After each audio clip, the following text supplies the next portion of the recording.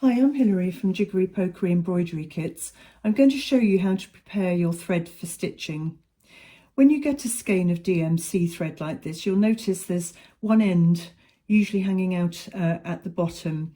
Sometimes there might be, you'll see another end up at the top. Ignore the one at the top. If you pull that one, you'll find it gets very tangly. So pull a length of thread out from the bottom, about that length, about no more than 30 centimetres is about right, and snip it off. And then you'll find that DMC thread is made up of 6 separate strands. You can see them all there twisted like that. And what you're looking to do is to separate so that you're getting out just 2 strands of thread, or 3, or whatever the instructions say. Most of my kits use 2 strands. So you've got 2 strands isolated, and just gently pull them apart, holding the other 4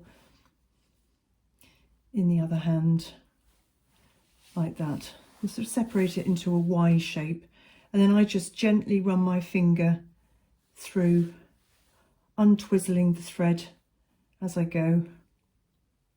There we go. And you'll see when I pull this Y shape out that the thread then bounces and twizzles. And that's because the thread is twisted in the skein.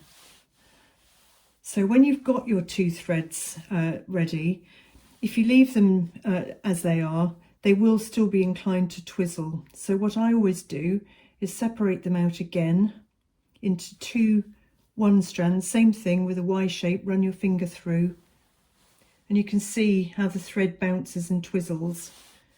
So keep doing that until the threads are untwizzled. Run it through your fingers. Make sure the ends are roughly in the same place. And how I tie a knot is like that. I wrap it round my finger, between my finger and thumb, and then I sort of rub and roll it between my fingers and thumb. Use a thumbnail to pull it back, and that forms a knot. You don't have to use a knot to start with. I choose to do it with knots because it's just much easier for beginners. If you've never stitched before, a knot is fine. But there are ways that you can start your stitching without using a knot. Just Google it and you'll find examples. And holding from the knot end, rub your hand back up through the thread. Then pick up your needle threader. There's a hole in the threader. Pick up your needle, and then you're putting the threader through the eye of the needle. So you want the hole to be past the eye of the needle. Then pick up your thread, put the 2 strands through the hole like that, and then pull both the needle threader and the thread back through your needle. You shouldn't have to pull very hard, especially if you've only got 2 strands in. It's a bit harder if you've got more strands of thread. And there you are, it's all ready to start stitching with.